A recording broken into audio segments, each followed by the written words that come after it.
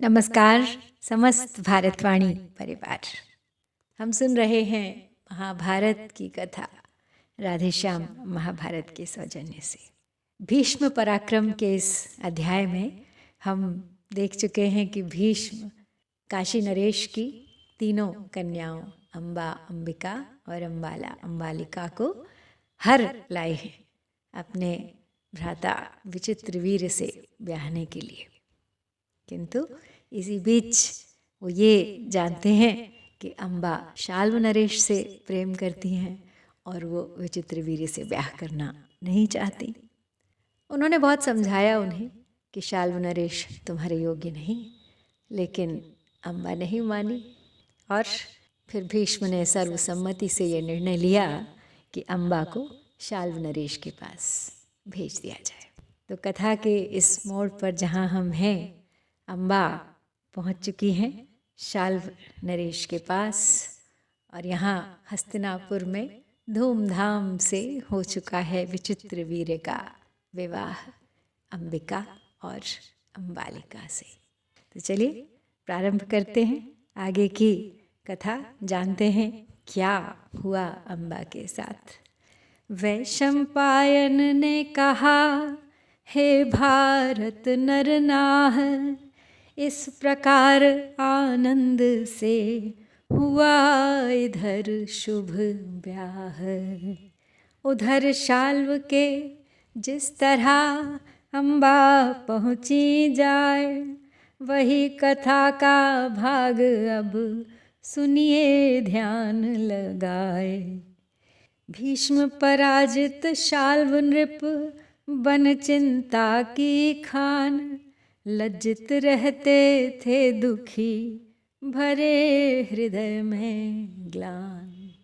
तो जब शाल्व नरेश ने भीष्म का पीछा किया था तो भीष्म से पराजित होकर वो चले गए थे, लौटना पड़ा था और अपनी उस हार को लेकर लज्जित थे। वे नाच गान मदिराधिक से मन को अपने बहलाते थे, पर ध्यान भीष्म का आते ही सहसा डर से कंप जाते थे। बैठे थे हर्षित एक दिवस, सुख सामग्री थी जुटी हुई, इतने में अम्बा आ पहुँची व्याकुल घबराई लुटी हुई। राजा ने पूछा बतलाओ, तुम कौन हो किसकी नारी हो, मुझसे कुछ काम तुम्हारा है या यूं ही यहाँ पधारी हो। राजा का यह व्यवहार देख अम्बा की छाती धड़क उठी, जलते दिल में वह शुष्क बात एक ईंधन बनकर भड़क उठी। उत्तर में बोली शाल्वराज, क्यों सुख में इतना फूल गए, अचरज है अपनी दासी को थोड़े ही दिन में भूल गए। मैं काशीराज की कन्या हूँ, वह सभा स्वयंवर याद करो, हम दोनों मुग्ध जहाँ पर थे, स्वामी वह अवसर याद करो। कहा शाल्व ने व्यंग्य से, ओ नारी अज्ञान, आई है तू मांगने क्या पतित्व का दान। बात काट कर तुरत ही अम्बा बोली ठीक, दान नहीं पत्नीत्व की है स्वामी को भीख। दाता बनकर पत्नीत्व भीख तुझ याचक को मैंने दी थी, पर तेरे दुर्बल हाथों से वह भीख भीष्म ने हर ली थी। हे सौभराज मैं दाता हूँ, फिर वापस उसको लाई हूँ, अपने निश्चित पति के कर में भिक्षा देने को आई हूँ। पढ़ते ही क्षण भीष्म का नाम शाल्व के कान, क्रोधानल से जल उठी काया काष्ठ समान। अम्बा से कहने लगा, उसी समय ललकार, लौटा ले जा दान तू, नहीं मुझे स्वीकार। अम्बा सुनते ही सिहर उठी, बोली यह मेरा कार नहीं, स्वामी को देकर दान मुझे लौटाने का अधिकार नहीं।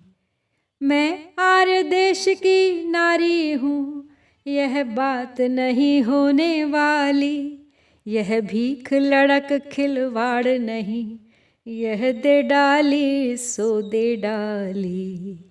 यह नारी का नारीपन है, जब तक नारी में नारी है, दुनिया फिरती है फिर जाए, वह नहीं फेरने हारी है। भारत की नारी एक बार जिसको मन में वर लेती है, सर्वस्व आत्मजीवन भविष्य उसके कर में धर देती है। क्षण भर में दुख सुख धर्म कर्म तन मन देना आसान नहीं, फिर दे देना उसको जिसके पहले चरित्र का ज्ञान नहीं। माँ बाप भाइयों बहनों से मन को वियोग तर कर लेना, बिन देखे सुने पुरुष वर पर निज को न्योछावर कर देना। नारी ही ऐसा महादान बस अनायास कर सकती है, जग में कोई भी शक्ति नहीं जो यह प्रयास कर सकती है। सुनकर अम्बा के वचन निर्दय सौभ नरेश, बिजली जैसा कड़क कर बोला वह आवेश। उस पाखंडी भीष्म की तुझ जूठन से ब्याह, जीवित कर सकता नहीं सौभ राज नर नाह। तू उसी ब्रह्मचारी ढिंग जा जिसकी भामा कहलाती है, दूतो इसको बाहर कर दो यह व्यर्थ कलेजा खाती है। यदि वेश्याओं की श्रेणी में रहना चाहे रह जाएगी, उनकी ही भांति खजाने से खाना कपड़ा यह पाएगी। वैशंपायन ने कहा सुनकर वचन कुठार, अम्बा के सिर पर हुआ मानो वज्र प्रहार। चली गई वह उसी क्षण करती हुई विलाप, विधना भी नहीं सह सका सती नारी संताप। कुछ दिन के उपरांत ही पाकर कुगति महान, बुरी तरह से शाल्व का हुआ देह अवसान। सर्वोच्च विभाग हिमालय का जो विश्व मुकुट कहलाता है, बर्फों से ढका दिनेश चंद्र किरणों से जटित सुहाता है। उस धवल धाम को पुण्य धाम कैलासपुरी जन कहते हैं, जिसमें गौरी को संग लिए भगवान दिगंबर रहते हैं। एक समय देवताओं के संग बातें करते थे खड़े खड़े, आश्चर्य घोर आश्चर्य शब्द सहसा श्री मुख से निकल पड़े। देवों ने अति विस्मय होकर यह हाथ जोड़कर विनती की, भगवन जग में है कौन वस्तु प्रभु ने जो अचरज वाणी की। शंकर बोले हे देव वृंद, मैं समझा था हृदय स्थल में, मैं ही केवल हूँ कामजयी, पर एक और है भूतल में। भीष्म नाम का पुरुषवर महाबली कुरुतात, कामजयी वह सत्य है पृथ्वी पर विख्यात। गिरि तनया ने उसी क्षण आकर किया प्रवेश, बोली कंपित गिरा से विनती है हृदयेश। भारत की नारियों को पुरुष विचार आहेर, मचा रहे हैं देखिए किस प्रकार अंधेर।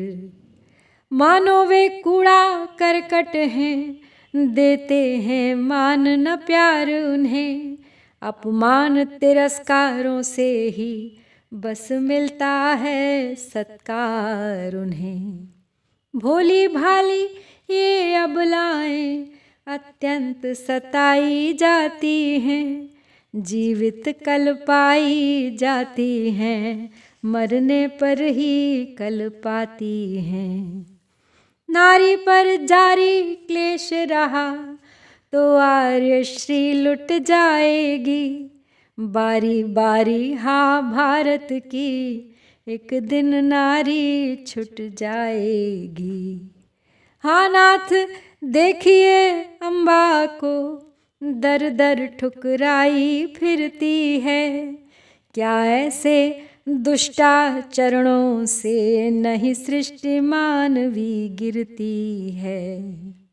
सुनकर गौरी के वचन बोले शंभु सुजान, अबलाओं की दशा का मुझको भी है ज्ञान। आत्मिक बल की हीनता ही कारण है एक, नारी पर जिस हेतु से हैं दोनों अविवेक। दुर्बल नर नारी से डर कर करते उनका विश्वास नहीं।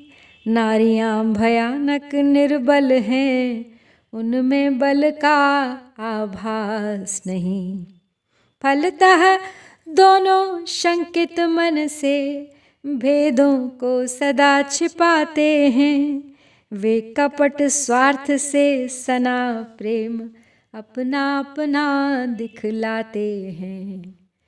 निज धर्म कर्म जग से हटकर काल्पनिक विश्व में रहते हैं। अज्ञात सिंधु में बह बह कर उसको ही वे सुख कहते हैं। इन्हें बचा सकता नहीं किसी प्रकार सुधार, होती भीषण क्रांति ही इस प्रकार दरकार। इसलिए क्रांति कर सृष्टि मुझे मानव दल में कर देनी है। पुरुषों जैसी वह भीष्म शक्ति नारी में भी भर देनी है। हे प्रिय क्रांति प्रज्वलित हुआ करती है इसी बहाने से। मिट जाने से मर जाने से संघर्ष ठोकरें खाने से। गौरी शंकर में उधर था जब यह सुविचार, भटक रही थी क्लेश में अम्बा विपिन मझार।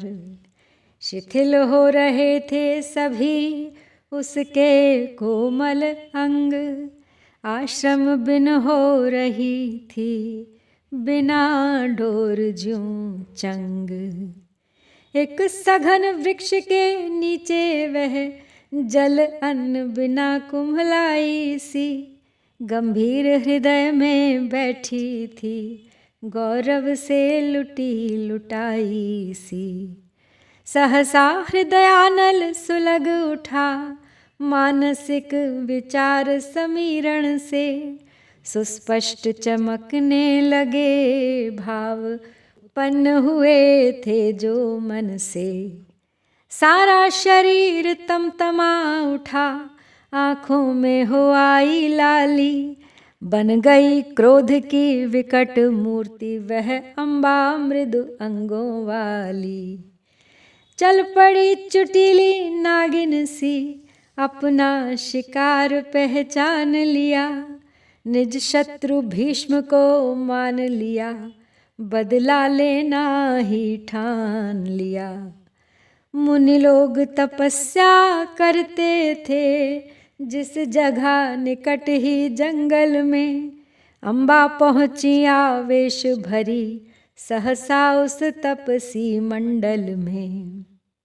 करके प्रणाम दुख की गाथा, कह गई दुख पूरित स्वर से। इस बीच होत्रवाहन महर्षि, आश्रम में आए बाहर से। अम्बा उनकी दौहित्री थी, पहचान गए थे व्रतधारी। निज मन में दुखी हुए सुनकर, उसके दुख की गाथा सारी। बोले हे बेटी परशुराम, निश्चय निज दया दिखाएंगे। वे भीष्म देव के गुरु भी हैं, कुछ न कुछ उपाय बताएंगे। कहो सभी वृत्तांत यह, चलकर उनके पास, वे सहायता करेंगे, ऐसा है विश्वास। जगती में विख्यात है उनका क्रोध प्रचंड, वे अवश्य ही भीष्म को देंगे समुचित दंड। सुनकर मुनिवर के वचन, निज अनुकूल विचार, दुखिनी अम्बा के हुआ मन को धैर्य अपार। अब दंडित होगा भीष्म निठुर, यह समझ के अम्बा हर्षाई। बस उत्सुकता में नींद उसे उस सारी रात नहीं आई। ज्यों त्यों करके वह रात कटी, जंगल सारा चहचहा उठा। तम हटा छटा छा गई दिव्य, पत्ता पत्ता लहलहा उठा। मानिनी यामिनी रानी का, राजत्व उषा ने छीन लिया। नभ बिखरे हुए मोतियों को, प्रातः प्रकाश ने बीन लिया। है नशा निशा का उतर चुका, शशि पर छा रही उदासी है। जिस तरह तपस्या का धन खो, लज्जित कोई सन्यासी है। अति मंद मंद सुरभित समीर, खेलने लगा डाली डाली। बेहोश ओसने हो सचेत, धो डाली सारी हरियाली। आश्रम में होने लगा साम वेद का गान, हुआ पाप में विश्वतम, क्रमशः अंतर ध्यान। ललित लालिमा छा गई पूर्व दिशा की ओर, हुआ मार्ग सब तेजमय, प्रकटा भानु किशोर। जग जीवित हो जगमगा उठा, हो गई सुनहरी छवि सारी। ले स्वर्ण सलिल घट पूर्व दिशा, ज्यों सींच रही सृष्टि सारी। खिल खिल कर कोमल कलिकाएं, लग गई मारने किलकारी। होकर प्रफुल्ल झूमने लगी, फूली प्रफुल्ल डारी डारी। विकसित हो गए कमल निर्मल, सारा सर शोभायुक्त हुआ। महिमा प्रभात की गाने को, भ्रमरों का दल उन्मत्त हुआ। संपूर्ण प्रकृति खिल खिला उठी, जग ने जीवन का सुख पाया। भैरव स्वर में हरि गुण गाता, हंसता प्रभात सम्मुख आया। प्राणी निज निज कार्यरत, हुए श्रमी धर्मिष्ठ। सुप्त विश्व को सूर्य ने बना दिया कर्मिष्ठ। नित्य नियम से निपट कर यज्ञादिक कार्य, अम्बा को लेकर चले होत्र वाहनाचार्य। कुछ दूर सघन वन के भीतर वेष्टित पर्वत मालाओं से अति ही स्वतंत्र थल था पवित्र, रक्षित तप पुण्य प्रभावों से। वह ही भारत के स्वाभिमान मुनि जामदग्नि का आश्रम था, जिसका सारे भूमंडल की जनता को विदित पराक्रम था। ज्यों ही कि होत्र वाहन मुनि ने अम्बा के साथ प्रवेश किया, त्यों ही उद्गम परशु मुनि ने दोनों को हाथों हाथ लिया। वह दीर्घ तपोवर्धित शरीर, मुख कांति कांच सी दमक रही, छा रही पिशंगी खुली जटा, कंचन किरणों सी चमक रही। उस जटा जाल में लाल लाल सुविशाल नेत्र यूं भाते हैं, झाड़ी में से झांकते हुए ज्यों सूर्य भली छवि पाते हैं। उस भांति अखंड प्रतापवान शंकर सम करुणा सागर का दर्शन पाकर हो गई चकित, अम्बा भृगुवंश उजागर का। कुशल प्रश्न व्यवहार पर परशुराम मुनि केतु, बोले होत्र महर्षि से कहो आगमन हेतु। अम्बा को मुनि होत्र ने निज समीप बैठाए, पहले उसके वंश का परिचय कहा सुनाए। पीछे अम्बा से कहा बेटी कर मन शांत, मुनिवर से कह दे सभी जितना है वृत्तांत। इतना सुनते ही अम्बा की विश्राम अग्नि फिर दीप्त हुई, तमतमा उठा मुख आँखों से ज्वालामय किरण प्रदीप्त हुई। मन को दृढ़ कर हो सावधान, अभिवादन कर मुनि ज्ञानी का। आरंभ किया उस दुखिया ने वर्णन निज कष्ट कहानी का। जब क्रूर शाल्व निर्दयता की वह कहने लगी कथा सारी, छूट गया धैर्य हो गई विकल, रो पड़ी सुशीला सुकुमारी।